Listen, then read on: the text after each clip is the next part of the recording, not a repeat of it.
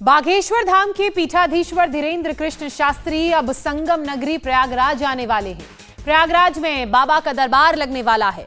लखनऊ से लेकर प्रयागराज तक ये खबर बहुत तेजी से फैल रही है। खबर है कि बाबा मुख्यमंत्री योगी आदित्यनाथ से भी मिल सकते हैं।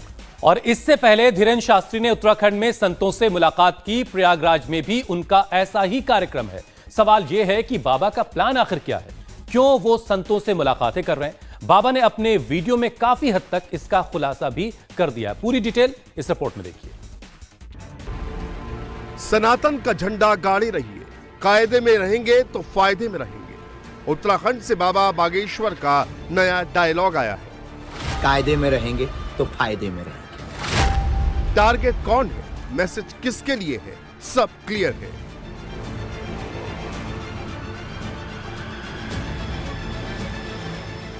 सवाल तो बस इतना सा है, क्या बागेश्वर वाले बाबा हिंदुत्व के नए ब्रांड एम्बेसडर बनने की यात्रा पर निकल पड़े हैं?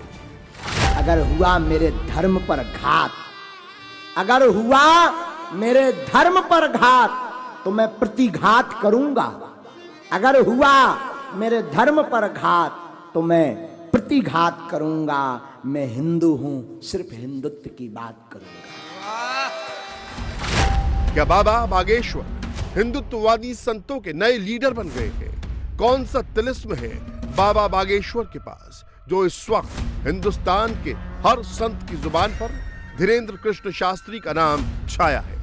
क्योंकि संत समाज इस वक्त बाबा बागेश्वर का सबसे बड़ा फैन बन गया है।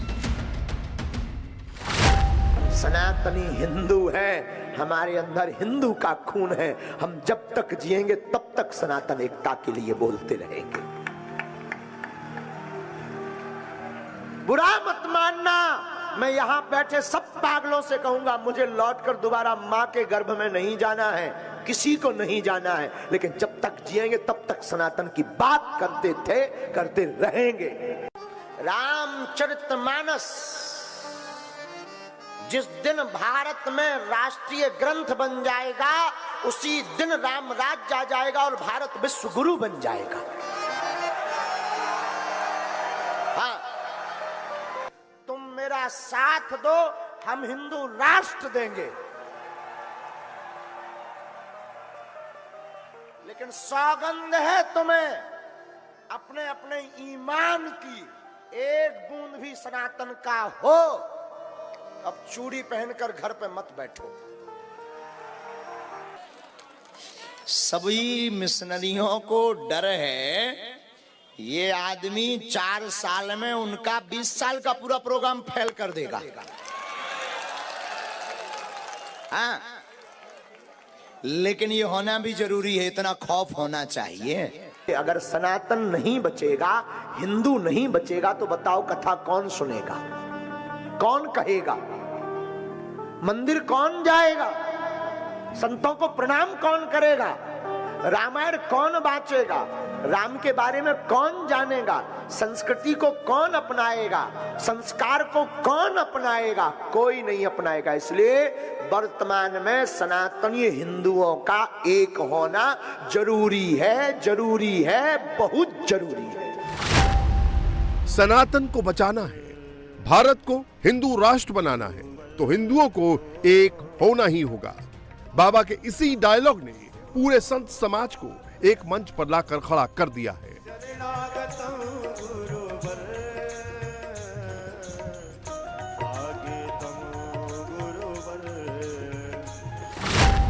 मैं प्रार्थना करूंगा, साधुओं को एक होना पड़ेगा।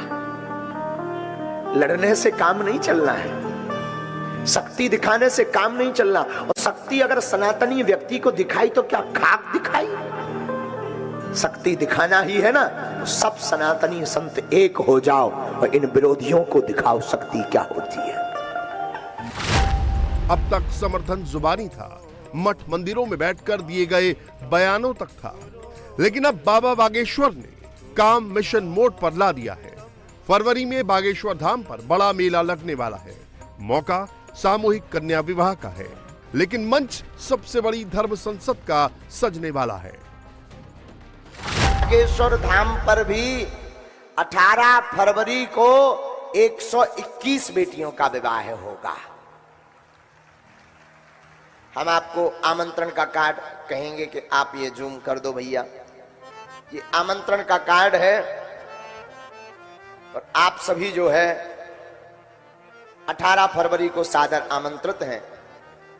इस विवाह महोत्सव में एक बड़ी खुशी की बात यह है कि 15 फरवरी से 19 फरवरी तक श्री हनुमंत कथा श्रीमद जगतगुरु द्वाराचार्य पूज्यपाद श्री मलूक पीठ वाले महाराज जी के द्वारा गाई जाएगी बागेश्वर धाम पर। इतने संत महापुरुष इस कथा में दर्शन देने के लिए पहुंचेंगे। बागेश्वर धाम का यह प्रोग्राम पूर्व नियोजित था, लेकिन नागपुर चैलेंज और सनातन पर विवाद की एंट्री के बाद यह हिंदुत्व का सबसे बड़ा शक्ति प्रदर्शन होगा, ये बात तय है। हालांकि बाबा के सपोर्ट में आने वाले संतों की लिस्ट भी बहुत लंबी है। एक से बढ़कर एक दिग्गज इस लिस्ट में शामिल है। हर बड़ा कथावाचक इस वक्त अपने मंच से बागेश्वर का सपोर्ट कर रहा है। जब वो सनातन की बात करते तो लोग उनके पीछे पड़ जाते हैं, जब वो क्रिश्चियनों को हम लोग पीछे ले परिवार में ले आते, वो ले आए तो वो लोग पीछे पड़ जाते हैं। और साथ जब कोई फादरी ऐसा करता है, जो मंत्र फूंकता है और फिर वो आके अपने होश में आ जाता है, उसके लिए कोई कुछ नहीं कहता। कोई मौलवी जाके तमाम उल्टे सीधे बातें करता रहता है और जन क्या करता है, उसके लिए कोई अंधविश्वास नहीं कहता। लेकिन जब सनातनी कोई करे तो पता नहीं कहां से लोग अंधविश्वास का नाम लेकर उसका निशाना बनाकर उसे बदनाम करने की प्लानिंग करते हैं। मैं सनातनियों से प्रार्थना करता हूं, जो भी बहुत कम लोग हैं जो सनातन के लिए अपना मुंह खोलते हैं, उनमें से एक है मेरा छोटा भाई, बागेश्वर धाम वाला छोटा भाई।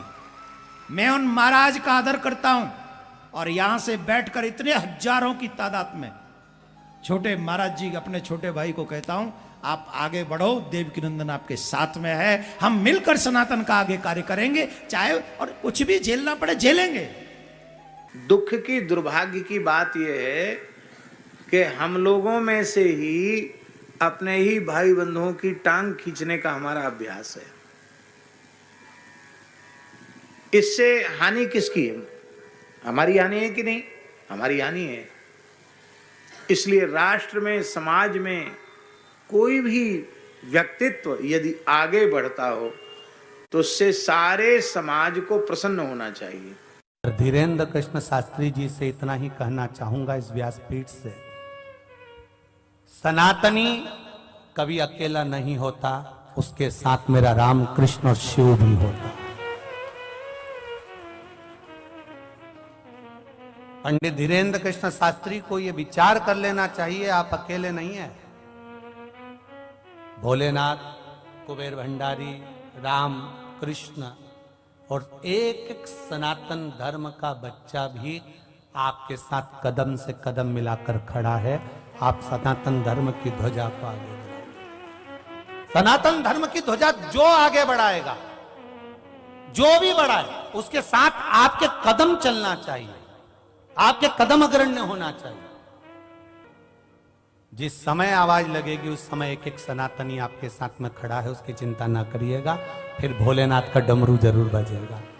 चाहे ये दास अनिरुद्ध हो, चाहे बागेश्वर वाले स्वामी जी हो, हम दोनों का और ऐसे तमाम हमारे देश के कथावाचक केवल आपको सच्ची अच्छी कथा सुनाकर भगवान के चरणों तक ही तो पहुंचाते हैं। हम सनातनियों को सबसे ज़्यादा जरूरी है कि पहले हम सभी, आप किसी भी संत का, किसी भी साधु का सम्मान, सारे संत साधे, सारे साधु जो भी कथा सुनाने वाले हैं, जो भी आपको अच्छी राह दे रहे हैं, सभी गुरु तुल्य हैं और सही रास्ते पर चलाने वाले लोगों को आप आदर दें, सबका सम्मान करें। संगठित भारत अलग होगा और बिखरा भारत अलग होगा। यदि हम बिखर जाएंगे तो जब जब बटे तब तब घटे। बाबा बागेश्वर के सपोर्ट में आने वाले ये वो संत हैं जो इस वक्त टॉप पर हैं। इनके लाखों नहीं बल्कि करोड़ों फॉलोअर हैं। इनकी कथाओं से लेकर आश्रम तक बड़ी तादाद में भक्तों की भीड़ पहुंचती है। और सबसे बड़ी बात तो यह है कि खुद जगत गुरु राम भद्राचार्य बागेश्वर धाम का सपोर्ट कर चुके हैं। जिसके बाद संतों के एक बड़े वर्ग का बागेश्वर धाम से सहमत होना एक स्वाभाविक सी बात है।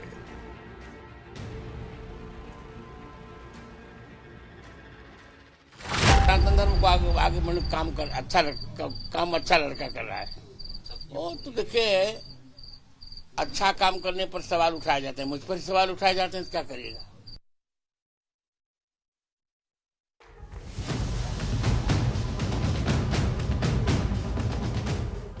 इस वक्त हरिद्वार से लेकर अयोध्या और प्रयागराज तक हर तरफ बागेश्वर धाम का सपोर्ट हो रहा है। प्रयागराज में माघ मेले के दौरान भक्त बागेश्वर के सपोर्ट में हैं, सनातन के साथ हैं। भारत के इतिहास में हम पर इन संतों का ऐसा आशीर्वाद है, इन ब्राह्मणों का आशीर्वाद है, हमारे गुरु ने हमें चुना है। हम ये कहते हैं, कोई भी पादरी या मौलवी या भारत का जो व्यक्ति कहता हो कि ईश्वर नहीं होता, कोई दिव्य शक्ति नहीं होती, किसी भी लेवल से वो आकर के सामना कर ले, ठटरी बरेगी, हर बार ठटरी बरेगी। 2 फरवरी को प्रयागराज में बागेश्वर वाले बाबा धीरेन्द्र कृष्ण शास्त्री का दिव्य दरबार सजने वाला है। एक बार फिर बाबा भक्तों की समस्याओं को पर्चे पर उतारने वाले हैं। पूरे मीडिया की नजर एक बार फिर बाबा के इस दिव्य दरबार पर होगी। हमारा सनातन धर्म भारत का राष्ट्रीय धर्म है। हम सब अपने व्यक्तिगत स्वार्थों से ऊपर उठ करके अपने इस राष्ट्रीय धर्म के साथ जुड़ते हैं। हमारा देश सुरक्षित हो, हमारे मान बिंदुओं की पुनर्स्थापना हो, गौ ब्राह्मण की रक्षा हो, किसी कालखंड में अगर हमारे धर्मस्थलों को अपवित्र किया गया है, उनकी पुनर्स्थापना का एक अभियान चले। और इस अभियान का क्रम आज आप देख रहे होंगे। अयोध्या में 500 वर्षों के बाद प्रधानमंत्री मोदी जी के प्रयास से भगवान राम के भव्य मंदिर के निर्माण का कार्य आज पूरा होने जा रहा है। इंडिया टीवी हर वक्त हर जगह डाउनलोड करने के लिए सर्च करें India TV news Google play store या ऐप स्टोर पर।